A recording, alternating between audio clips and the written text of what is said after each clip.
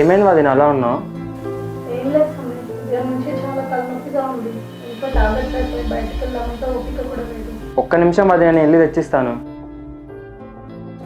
ఇంకో వదిన. హలో నాన్న, అమ్మగారు ఆరోగ్యం ఎలా ఉంది?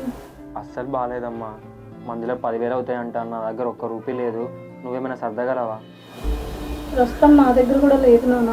పోనీ మా వారిని అడుగుదామంటే తన బిజినెస్ కూడా అంత బాగా రన్ అవ్వట్లేదు. నాకు ఒక రోజు టైం ఇవ్వండి, నేను ఎలాగోలా ప్రయత్నిస్తాను. వదిన, అన్న మీకు ఏమని చెప్పేసి నాకు 10,000 ఇచ్చాడు. అది మీకు ఫోన్పే చేశాను, చూసుకోండి. సరే సన్నీ, నువ్వు వదినికి 10,000 ఇచ్చావంట. ఎక్కడి నుంచి వచ్చినాయి నీకు డబ్బులు? నా పాకెట్ మనీ నుంచి ఇచ్చానన్న. ఎందుకురా వదినంటే నీకు అంత ప్రేమ? ఏమో అన్న, వదిన ఇబ్బంది పడుతుంటే చూడలేకపోయాను. నేను వదిన ఒక అమ్మలా అనుకున్నా. అందుకే నా పాకెట్ మనీ ఏం ఆలోచించకుండా ఇచ్చేసా.